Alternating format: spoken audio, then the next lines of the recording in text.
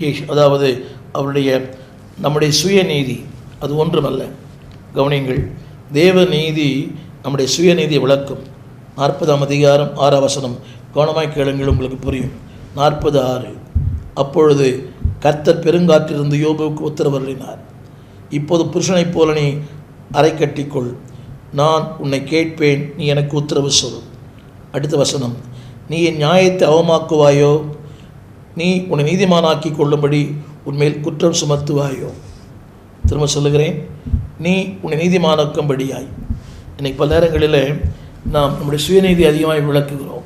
இல்லை, தேவநீதிக்கு முன்பாக என் நீதி ஒன்றுமில்லை. வசனத்தை படிக்கிறேன், கேளுங்க. இந்த முறை நீங்களே பாருங்கள். நீ என் நியாயத்தை அவமாக்குவாயோ. பல நேரங்களில் தேவனுடைய நியாயத்தை நாம் அவமாக்குகிறோம். we always say our righteousness, என் நீதி நியாயங்கள் அழுக்கான கந்தை.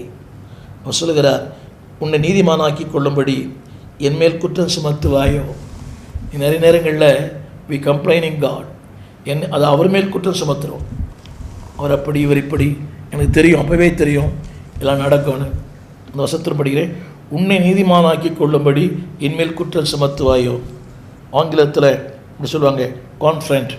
தமிழில் சொல்லுகிறேன், அவருடைய நீதி யோபின் சுயநீதியை விளக்கிற்று. 2 காரியம், விளக்கவும் செய்யும், அதை நிரூபிக்கவும் செய்யும்.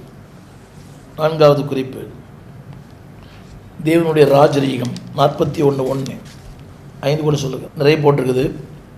லிவியாதானை தூண்டினாலே பிடிக்கக்கூடுமோ, அது நாக்கை நீ விடுகிற கயிற்றால் பிடிக்க முடியுமோ, அது மூக்கை நாற்கயிறு போட்டு கட்ட முடியுமோ, குரட்டினாலே அந்த தாடையை உருவ குத்த முடியுமோ, அது உன்னை பார்த்து அநேக விண்ணப்பம் செய்யுமோ, உன்னை நோக்கி இச்சக வார்த்தைகளை சொல்லுமோ, அது உடன்படிக்கை பண்ணுமோ, அதை சதா காலமும் அடிமை கொள்ளுவாயோ, ஒரு குருவியோடு விளையாடுவது போல அதனோடு விளையாட முடியுமோ, அதை உன் பெண் மக்களிடையிலே கட்டி வைப்பாயோ.